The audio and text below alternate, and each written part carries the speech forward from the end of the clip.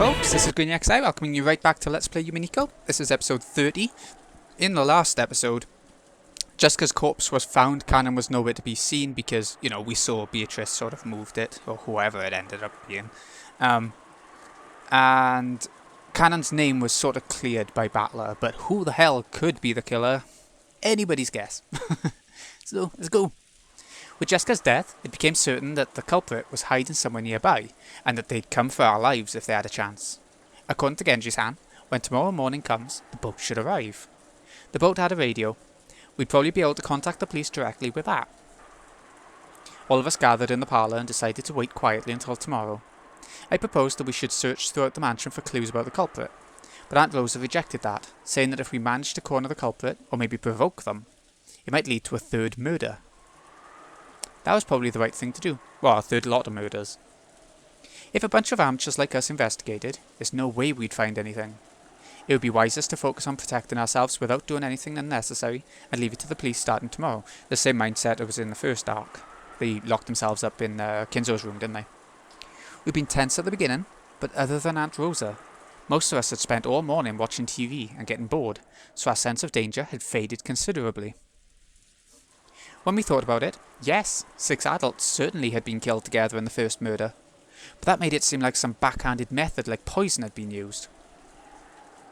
And for the second murder, we figured those 2 became sacrifices because they'd been unfortunately isolated from the rest of us. Excuse me. From this, it was possible to imagine that the culprit wasn't a large number of adults, and that they wouldn't be capable of killing this large group gathered in the parlour all at once. Right now, in this parlour, there's George Niki and me. Maria, Aunt Rosa, Genji-san, Goda-san, Shannon-san, Kumasawa-san, and then Dr. Nanjo for a total of 9 people. Furthermore, Aunt Rosa was even armed with a gun. Surely with this many people staying in this room, they wouldn't be able to touch us easily. That feeling of security, along with the passage of time, allowed us to recover from the shock of that morning, bit by bit. By the way, lunchtime had just ended for us. However, it had been a canned food lunch, a far cry from the dinner last night that Goda-san had skillfully made for us. Aunt Rosa also suspected that poison may have been used in the first murder, so we probably couldn't deny the possibility that the culprit had snuck into the kitchen during all that confusion in the morning, and mixed poison in with the ingredients there.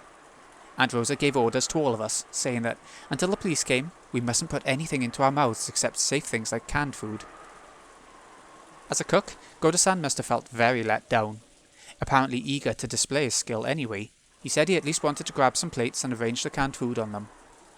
At first Aunt Rosa had been reluctant, examining each one of the plates that were brought, but she hadn't been able to find anything to complain about, and Goda's chef's pick canned food lunch combo was born. Goda-san said something about taste being savoured not just with the tongue, but with the eyes as well. It's true. I see, it's the same canned food we ate for breakfast, but it feels like something completely different. Ooh, Battler! Look! This is the wolves and sheep puzzle. Ooh! As I was sitting lazily on the sofa, with no desire to watch TV, Maria came over, pulled a picture book out of her handbag, and held it out to me. What's that book? Wolves and sheep puzzle? Let's see. Wolves and sheep puzzle. It was a phrase that Aunt Rosa had said this morning when we'd gone to call on Jessica. Yeah, in the last episode. At the time, I hadn't known what it meant, and right after that was that uproar when Jessica's corpse was found, so I'd forgotten about it completely. The book that Maria held out to me looked like a foreign picture book or something that had been translated. When I opened it, I realised that it was a book stuffed with riddles. Ooh. So, you have a few wolves and a few sheep, okay? The puzzle is how do you take them to the other side using one boat? I've heard of games with rules like that. So this is a version with wolves and sheep. It was a very simple puzzle, passed on from long ago. Let's try posing a question. This music's even a little bit like Leighton, which has a puzzle similar. On the right bank, there are 2 wolves and 2 sheep. It's a boat that has many as 2 animals can ride on, and using it, you have to move all 4 of them to the opposite left bank. That's the puzzle. There are 2 rules. The first is regarding the boat. Even a single wolf or a single sheep can paddle it. But it can only hold 2 animals. The second rule is regarding the wolves. When they're greater in number than the sheep in any location, they attack the sheep and it's game over. For example, at the start of the game, let's say the 2 sheep get in the boat and go to the other side. Then one sheep gets off and the other goes back to the first bank. When it does, there are 2 wolves on the first bank and a single sheep returns there. When that happens, the number of wolves is greater, so the sheep is attacked and it's game over. On either bank or even the boat, there must never be more wolves than sheep, and you've got to shuttle them across under these conditions. By the way, the right answer is to move both wolves to the opposite bank in the first turn. Then one wolf comes back. On the second turn you move 2 sheep to the opposite bank. Then one wolf comes back. Then on the third turn you put that last wolf that was on the right bank on the boat and cross to the opposite bank. And congratulations, transport successful. Partway there may be the same number of wolves and sheep in the boat or on either side, but that isn't a problem. You only lose when the number of wolves is greater. This book uses wolves and sheep as an example, but lots of people probably know of this game using different characters. It looked like Maria wanted to test whether I too could solve the puzzles she knew how to solve, and she kept showing me different pages saying, solve this one, and this one's hard. So what was happening when Aunt Rosa first mentioned this puzzle? Yeah, how are we going to put it into context? That's right, when we decided to go and get Jessica, we talked about how many men should go, and Aunt Rosa mentioned the wolves and sheep puzzle, saying we should all go together. Wait a sec, that could only mean one thing. Aunt Rosa was saying that there was a wolf among us. So was she thinking that we'd be safe if the number of wolves and sheep was in balance, but the wolves would bare their fangs if the situation changed? At the time we found our parents' corpses, Aunt Rosa already suspected that the servants might be wolves. She'd sniffed out the possibility that, while she didn't know where it was, all of them, or some of them, whether it was, there were wolves hiding among them. That's no surprise. That murder scene was very elaborate. It's easy to imagine that there were multiple culprits, and because she'd reached that conclusion when we went to Jessica's room, and learned that Jessica had been killed after being alone with a servant, Cannon, it isn't hard to imagine why Aunt Rosa suspected the servant so persistently.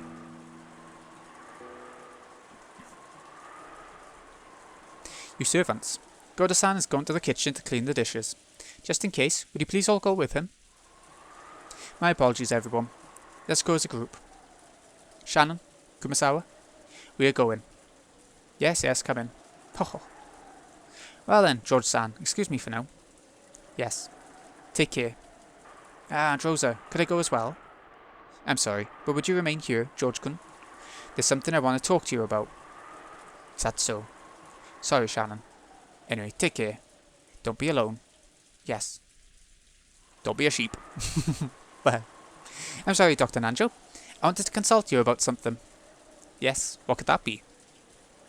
The servants put the dishes and empty cans on the serving cart and started to head out into the corridor. Behind them, Aunt Rosa was talking to Dr. Nanjo about something in a small voice. Understood. I will go. Yes, I'm counting on you. Dr. Nanjo closed the book he had been reading, rose from the sofa, and followed after the servants. Aunt Rosa stuck her head out into the hallway, and after seeing that they were completely out of sight, she closed the door and spoke. Listen up, everyone. With that, everyone here is an Ashuramaya. Yes, that's true. So you're saying that you've chased out all of the wolves? Aunt Rosa? With that one sentence, Aunt Rosa's gaze grew sharp. Apparently she had picked up on the sarcasm. She laughed lightly. Your mind sure works fast, Battler-kun. I like clever kids. It means there's less to explain. Oh, Battler's smart? Can you solve this? Page 64 is hard. Oh. Maria, go watch TV for a bit. Mama wants to talk with Battler-kun and George-kun. Oh. Oh. Aunt Rosa, I heard about the puzzle from Battler-kun. I don't think it's wrong to be on our guards, but I also think there's such a thing as being too suspicious. Whether the real culprit is Beatrice or not, there's reason for us to suspect that the servants are in on it. In the first murder, when Nissan and the others were killed, they were treated very brutally, right? Did that look like something that could have been done alone? Maybe the mystery guest Beatrice Sama worked all night and did it all. And what about the master key and the door to Jessica's room? Isn't that proof that one of the servants was involved? Only the master key could have locked the door to Jessica's room, so we can only suppose that one of the servants did it. No. Wait. Spin the chessboard round. That's strange, Aunt Rosa. After killing Jessica, why would the culprit go to all the trouble of locking the door? The fact that it was locked made it inevitable that the owners of the master keys would be suspected. There was no reason for them to go to all the trouble of locking the door. That's right. It's just as Battler-kun says. There was no need for them to go to all the trouble of making themselves look suspicious. Yes, that's an interesting thought. Of course, I also thought that. If that's the case, then the person who locked it wanted to cast suspicion on the servants, and locked it without a master key. That's impossible, right? That's right. If there existed some trick that could lock that door without a master key, that would make this a great disguise for casting doubt on the servants. If the culprit's goal was for us to isolate ourselves from the group so that they could attack us one by one, this trick would also be effective at giving rise to paranoia.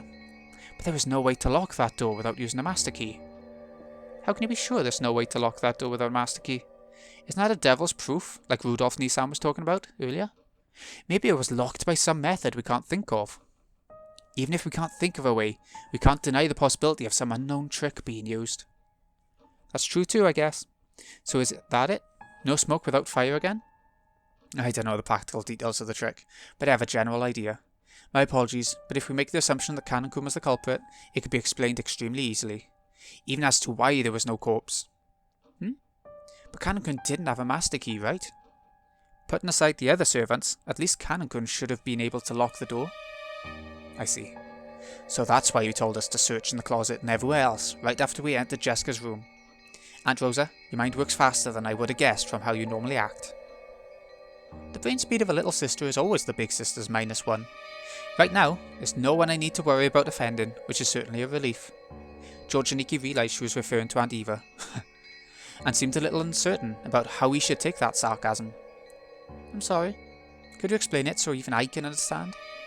Kanekun's master key was in Jessica Chan's pocket, closed up inside a closed room. After the door was locked, it should have been impossible to put it in her pocket from outside the room, no matter what trick he used. That's not it, Aniki. If it was done the way Aunt Rosa's thinking of, this trick could only be used by Kanekun. Plus the door could be locked without using a key, while the master key was still in Jessica's pocket. And it would also result in his corpse disappearing. How? How could he lock the door without a key? It's simple. George-kun, when you return home, you lock the door, right? You twist the knob, click, and you're done, right? Could it be... No, but Kanekun was nowhere to be found. It looks like you've got it, Aniki. That's what Aunt Rosa was searching the room for. She was searching for Kanekun, who had locked the door from the inside and stuck the key in Jessica's pocket, before hiding somewhere, waiting for us to walk right past him. It was the simplest kind of closed room trick. It meant him hiding inside the closed room after the murder was committed. Then all he had to do was get out after those who discovered the body left, and the closed room murder would work perfectly. When we searched that room, we didn't find anything. But for all we know, that room might have had a hidden passage that only the servants know about. Well, Beatrice sort of confirmed that there was no other way in or out, was there? We don't know where such a thing might have been hidden. But if we assume there was such a passage, we can conclude that it was impossible for everyone but him. Here we go, he's probably going to say that now. About that line of reasoning. I thought of that too at the very beginning. It's the kind of reasoning I hate most, so I wanted to destroy it right at the start. Cannon was killed in this room, right? You apparently suspect that Cannon was the culprit, so you made me repeat this to destroy that possibility right off the bat. Yes, I understand. So this is what I thought next. I made a theory where there were actually 3 people in this room. Jessica and Kanekun were victims, and the culprit, the guest Beatrice, was also there with them. You wanted to make it the human me who committed the crime without using magic. I see, a bizarre theory that suits you perfectly. I guessed that you killed those 2, then locked the door from the inside, and that you carried Kanenkun's corpse away using some secret method that normal people wouldn't notice. In other words, used a secret door to escape. But you told me in red. You said no kind of hidden door existed in that room. Indeed. There can exist no secret passages that you all are not aware of. Was it Knox who said it, or was it Van Dyne? I don't know what she's on about. It seems that in mystery novels, there must never be hidden passages. Mystery novel authors, probably. I simply followed that etiquette. So even without having to thoroughly search the room, a famous detective could conclude that no secret passages exist. Humans playing detective have it so easy. Damn you, talking so big. Thanks. Thanks to the mighty witch being so diplomatic, I get to conclude that the room has no hidden doors without searching the whole thing. Indeed, there are no hidden doors in this room. There is no way to get in or out other than the door and the windows. Which means that the theory Aunt Rosa is so confident in is wrong. Also, annoyingly, it's impossible to disprove her theory, If you, the witch, say there are no hidden doors in red, then it's settled. However, no matter how much a human like me tries to argue against her, Aunt Rosa probably won't accept it. Humans can't prove there's no hidden door. It's a devil's proof. Damn. It sure is convenient being a witch. No way! To call Canon-kun the culprit because of a hidden door we don't even know exists. I can't accept that. If you can't accept it, then find me a different theory that's more convincing. There's none. I've been thinking this whole time. There's no other option. George-kun, you and Shannon-chan are close, right? I imagine that's why you find it so hard to accept that all the servants are culprits. Even I don't want to believe that Shannon-chan's in league with a culprit. But whether they're all in it together or not, there's definitely a culprit, or maybe an accomplice in that group. That point alone is something you absolutely need to understand. If you guessed there were wolves beside Canon-kun, does that mean the uproar you caused by accusing Canon-kun in Jessica's room was to gauge the reactions of the other servants? That's right. And as a result, I began to suspect them even more. There certainly is a wolf among the servants. Certainly. And just like in the wolves and sheep puzzle, while they may be docile most of the time, they'll surely attack if they get the chance. Jessica-chan was a lone sheep on the boat. In Maria's version of the puzzle, they may not attack when there's an equal number of wolves and sheep, but our puzzle is different. Depending on the situation and the number of people, they'll attack even if there is a balance. Just like when Jessica-chan was killed. Then there's something that makes me mad. If that's true, then when you made Shannon go into the kitchen, you put her in a dangerous situation, didn't you? We should go to the kitchen right now too. No matter who may or may not be a wolf. If staying together means we remain in balance, I think we should keep it that way. Shannon-chan went to see father along with Genji-san. At that time she was supposedly isolated, but she wasn't killed. Was it because Genji-san wasn't a wolf either? Wrong. It's because they were both wolves. Shannon isn't the kind of person who would take part in a crime. I can't let a comment like that slide, not even from you, Aunt Rosa. I demand that you take back what you just said. I hate saying this in front of Aniki, but the way you're arguing feels just like something Aunt Eva might say. It's like you're automatically assuming that you're right, unless we can counter your argument. Looks like you can't fight against your own blood after all, Aunt Rosa. Even I can't think of myself as very praiseworthy right now. But guess what? I'm a mother. I'd become even a demon to protect Maria's safety. I really wish I could shut myself away somewhere alone with her. But I also plan to act as a mother to you two. Right now you're practically my children. Even if you aren't my own, I won't forsake you. No matter what. Well, thanks for that. I just wanted to warn you not to be careless, as your mother. Stay where I can see you at all times. I will protect you. And at the same time, you'll be observing us to make sure we aren't wolves. Yeah, thanks a lot for that.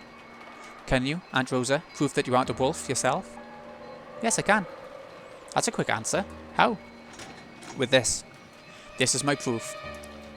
Aunt Rosa lifted her gun and pointed the barrel at me. But it was only for an instant. She immediately lowered the gun, laughing impishly. But to me, the time I spent staring down the barrel of that gun felt like an eternity. How does that gun prove that you aren't the culprit, Aunt Rosa? Think about it. What if I were the culprit? Would I really give up the once-in-a-lifetime chance I got when the servants left? I could just shoot you. Bang! Think of a fitting excuse later. Something like, Beatrice appeared outside the window and started shooting at us. I just need to leave 2 empty cartridges on the ground and say I fired back at her twice. Well, that's a crazily violent way to argue it, but it does make sense. This is something Kraus Nissan used to say all the time, long ago. Might is right. Maybe that really is true. I'm sorry, you two. I've somewhat lost my composure after all the crimes since this morning. You know how I normally am, so I must seem desperate and a bit short-tempered right now. But please understand, I want to protect you from a malicious culprit. I will become a demon to do that. That's all there is to it. I'm sorry for saying something that's angered you. But Butler-kun, George-kun, let's make up. An unsatisfied expression rose to George Aniki's face. He probably couldn't forgive the damage done to Shannon's honour. What about me? Several bits of circumstantial evidence hinted at the servants' participation. I didn't want to believe that one of them was the culprit, or possibly colluding with the culprit. But in our current situation, that was little more than wishful thinking. Whom should I believe? In the first place, who is the culprit? Are there accomplices? And if so, how many? It seems I've only been suspecting the people we know. I quickly forgot that 19th person. The guest, Beatrice, who arrived yesterday and boldly claimed to be the Golden Witch. In fact, I still haven't seen her face. I heard she greatly resembled the witch in that portrait, but since I haven't seen her directly, no matter how hard I try, it doesn't really feel to me like a 19th person is on this island. So I've been subconsciously hallucinating that the culprit's one of the 18. Damn it. Come out, Beatrice. If you're the bad guy, then act like the bad guy and show yourself, laughing in a high-pitched voice and mocking us. Just like a bad guy in one of those dramas who, even when they're exposed as a culprit, aggressively says, "Where's your proof?" Where's your proof? Shut up, no more talking. Taking the piss out of the game.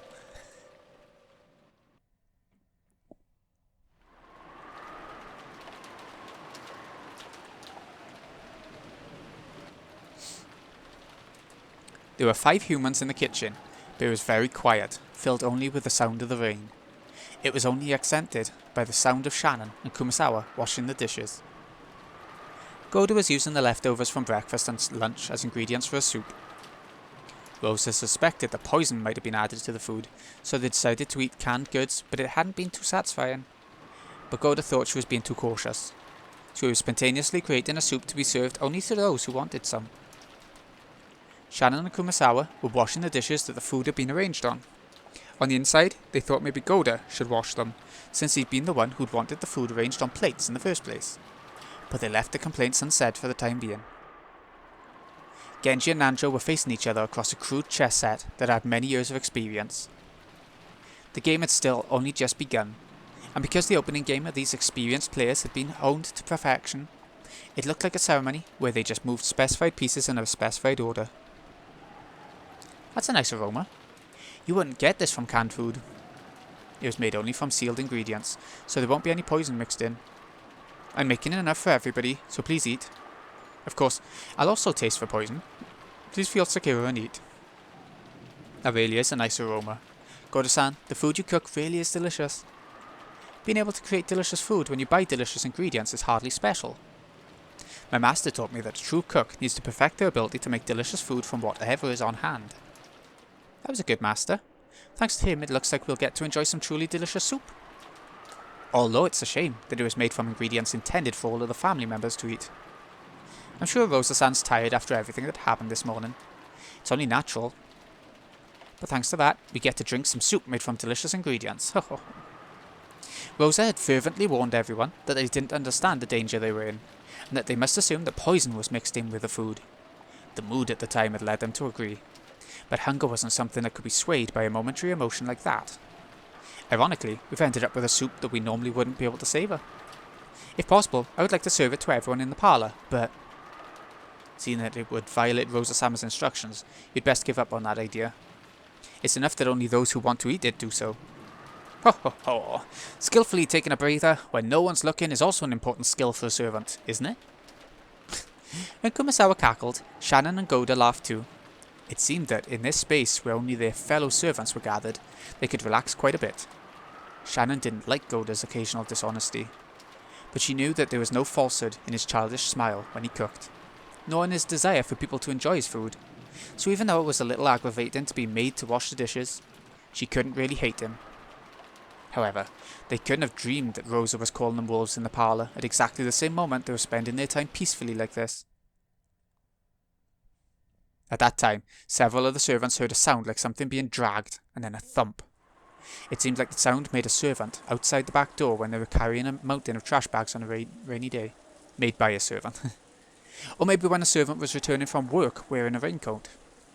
So at first, that sound didn't seem like anything out of the ordinary to any of them. But they soon realised, right now, everyone was either in the kitchen or in the parlour, so who could possibly be at the back door? As the servants all looked at each other, they checked to make sure that each one of them knew what that sound meant. Who could it be? The servants knew the mansion's layout well, so they understood how incomprehensible it would be for someone from the parlour to actually go outside in this typhoon, go all the way around, and come up to the back door. Then was it Kinzo? They couldn't imagine that Kinzo, who never left his study, would dash out into the middle of this typhoon and come to the back of the house, where only low-class people ever entered or exited. That wasn't our imagination, was it? Ow. Shannon and Kumasawa drew close together, fearfully looking at the back door. Who is it? As Goda fearfully approached the back door, he called out, and his eyes flashed towards the butcher's knife that sat in a nearby sink. He didn't pick it up yet, because there was still a possibility that this was a member of the family. However, that possibility was impossible. There was no response from across the door to Goda's initial question. Maybe his voice had been so quiet that it hadn't reached through all the wind and rain outside. Genji-san? Yes? Stand back, Dr. Nanjo, and the women. Who in the world could it be? Genji took a knife with a classical design from a stationery box placed near the chess set. It was something to be used instead of a paper knife to open envelopes with statements of delivery and bills. But it was still a knife, so the blade on it could injure someone. Genji hid it in his sleeve with a well-practiced motion. Then he approached the back door himself, giving Goda a silent nod. Goda cautiously approached the back door and slowly started to open it. What's it gonna be? Oh yeah! The shadow of a person suddenly shuffled into sight, landed on its knees and fell over. Goda fell backwards onto his backside and couldn't get up. That human shadow was soaked with rain, smeared with mud, drenched with blood. Kanan-kun? Kanan-kun? Kanan, you alright? Dr. Nanjo. It was Kanan. His breath was feeble, and the puddles of mud he left were quickly drenched bright red. He's alive! When Nanjo held him and turned him face up, there was a deep, gruesome wound right in the centre of his chest, as though he'd been stabbed there by a spear or something. Even now, deep red blood poured out from there. This is horrible.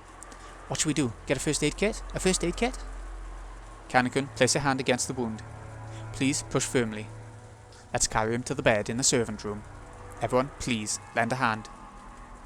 Come now, Kanan-san. Please, hang in there a little longer. Hang in there. It'll be okay. So don't take your hand from the wound. At any rate, let's carry him to the servant room. Kumasawa, inform Rosa-sama that we have found Kanan. Wait. Not Rosa-sama. Please wait. Kanan-san said, not Rosa-sama. What do you mean, Kanan-kun? This is no time for that. Let's quickly carry him over to the servant room. Kumasawa, do not tell Rosa-sama yet. We will do it after we hear the situation from Kanan. Yes. Eek. He had told him not to tell Rosa, right after appearing in this state. This could only mean something very disquieting. An eerie anxiety rose to their faces. Come now, everyone. Let's hurry and carry him. Quickly, quickly.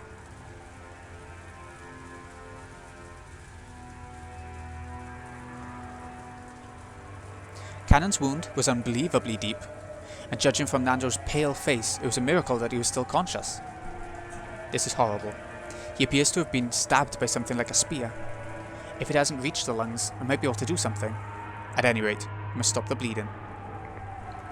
No matter how much Nanjo tried to wipe off that gushing, deep red blood, he couldn't do it though.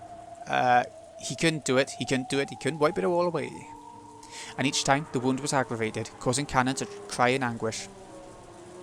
Kanan-kun, Kanan-kun, Kanan-kun. Hang in there, hang in there. Dr. Nanjo, here's a new towel. How horrible. What's his condition? In all honesty, this is so severe that I cannot believe he is alive. Maybe the location of the wound was fortunate, but the blood loss is too horrible. A blood transfusion is necessary, but that will be impossible until tomorrow.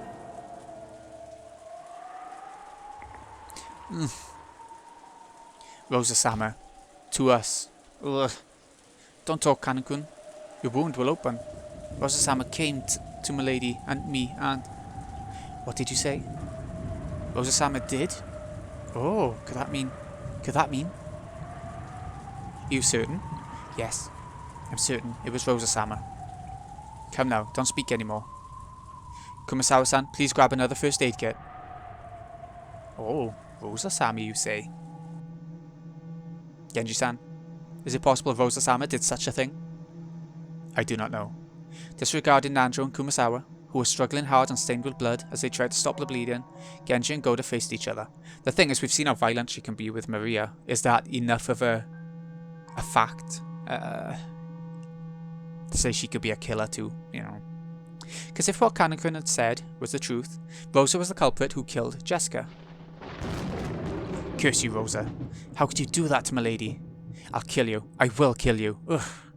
Kanan screamed even more hatefully. His hate-filled voice made it seem like he was seeing Jessica being harmed right before his eyes. Certainly, Rosa-sama may have had a reason to kill Milady. If everyone in the Ashurmaya family were destroyed, the inheritance would all go to Rosa-sama. If so, Battler-sama and George-sama are in danger. Not only is Rosa-sama holding a gun, but right now, they are the only ones in the lounge. Genji-san, isn't this situation quite perilous? Shannon suddenly ran out into the corridor. Her expression was complex and tragic, as though she didn't know what to believe. Shannon ran. To where? The inside of the mansion had been scrupulously cleaned, so it probably wouldn't be easy to find. She might find it if she searched the rose garden, but they'd probably all been lost in this wind and rain. That's right, the boiler room isn't cleaned very often. If she went there, she might be able to find it. Shannon ran downstairs to find that in the underground boiler room.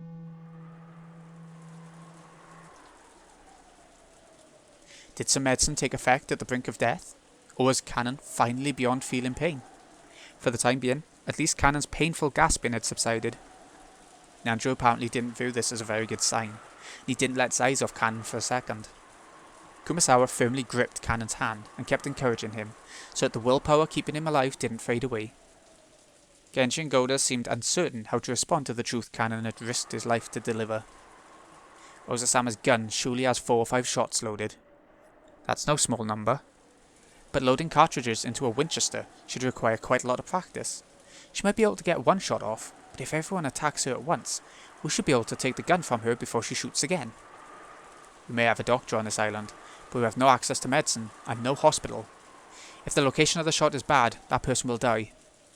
I understand that. But more importantly, if we don't move quickly, there's a chance another crime will occur. It seems to me that Rosa-sama managed to cleverly chase us out. Maybe George-sama and Battler-sama are being killed right now. Ho ho ho ho. If our foe is so dangerous, wouldn't it be better if we didn't provoke them too much? But tomorrow is still a long way off. We can't even imagine what strategies she might use. Genji-san, we should take action first. If you can at least steal the gun under some pretext, it might work out. There are 4 or 5 cartridges, are there not? That means there aren't enough to kill all of us. As long as we don't carelessly provoke her, surely even Rosa-sama wouldn't be that rash. No, she said it. She said she'll massacre all of us. Cannon, who they'd thought was sleeping quietly, suddenly started talking brightly. Almost as though he'd been awake this whole time, and had suddenly opened his mouth. Cannon looked firm and steady, which relieved Nanjo a bit, but considering the depth of that wound, he couldn't wipe away a certain creepy feeling. He knew because he was a doctor. After losing so much blood, Cannon might easily have lost consciousness, and yet somehow he was still intensely aware of his surroundings. Was it youth? Or was it tenacity? Sometimes the power of human life surpassed common knowledge. While stopping the bleeding, Nanjo had groped around a bit inside the bleeding hole with tweezers, making sure there were no foreign objects inside the affected area, and the great depth of the wound had shocked him. It had certainly reached as far as his lungs. And yet... No, but the fact that he's still alive is wonderful. But Cannon had spoken clearly.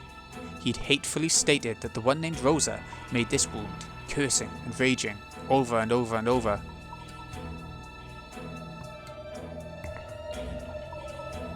She wants to kill everyone, by any means necessary, before the typhoon passes, so that she can have the Master's wealth all to herself. She told me that clearly.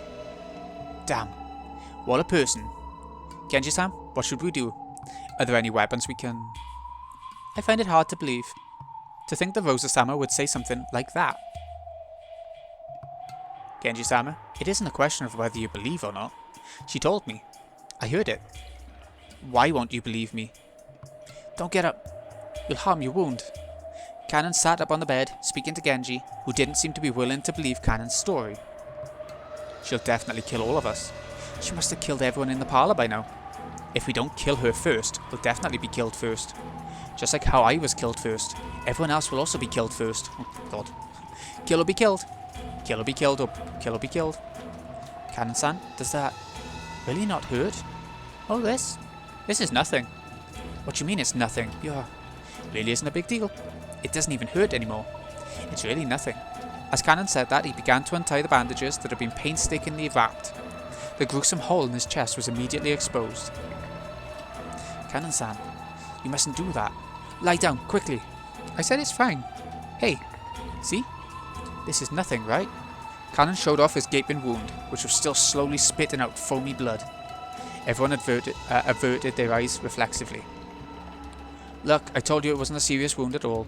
Stop. You mustn't play with the wound. Come on, see? It isn't a deep wound at all. Look. Look. Cannon held up 2 fingers, showed them to everyone, and slowly started to stick them into the gruesome wound, right in the centre of his chest. Plunging, slimy, squishy, wet. The fingers went in deep, all the way to their bases. Squish, gloop, bloop. Eek! Cannon-san, stop it, stop it! Those fingers were sticking all the way into his chest, up to their bases, and then he slowly pulled them out in exactly the same way. The fingers he pulled out were stained a sticky, solid, deep red colour, and there was even a thread hanging. The fingers were covered up to their bases in deep red. You... what in the world? See? It is not a serious wound at all, see? At that moment, the door was slammed open and Shannon appeared.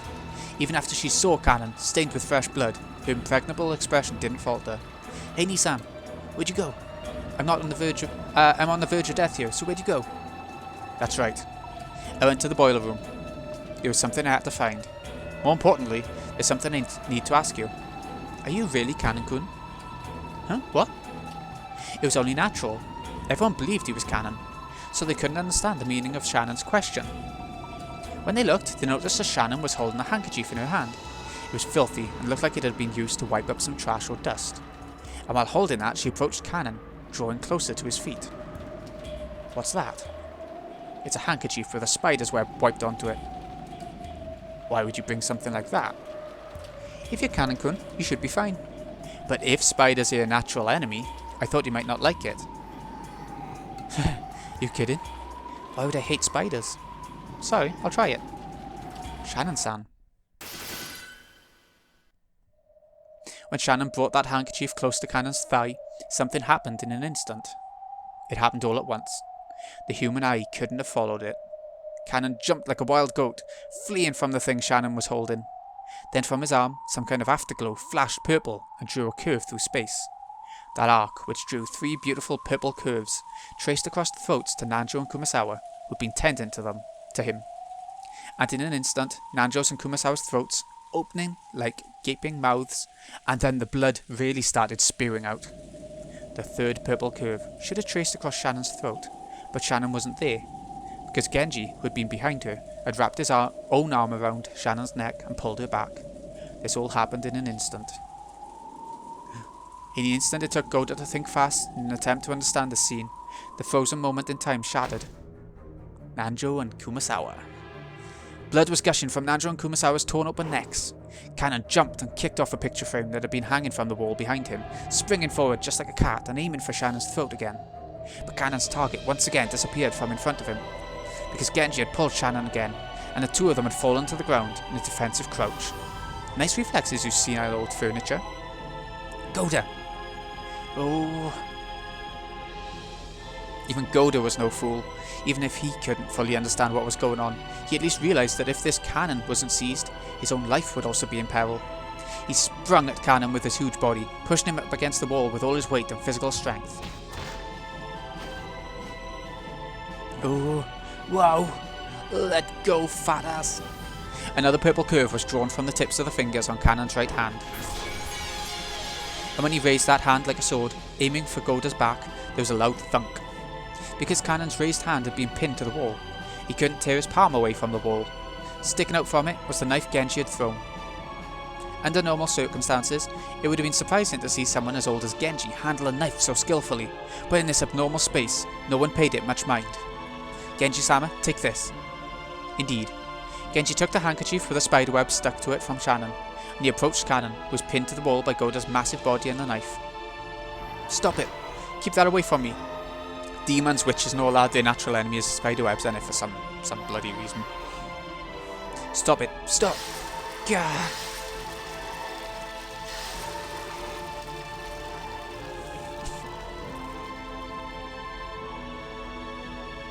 When Genji pushed the handkerchief up against Kanon's face, there was a sound just like setting meat on a red-hot iron plate. Of course, the smell was the same too. As he was horribly burned, festering in filthy red and black and crying out in his death throes, Kanon's body burst open and scattered. It was almost as though a balloon filled with gold leaf had popped. The entire servant room was completely buried under a storm of gold leaf. No, a cloud of gold butterflies.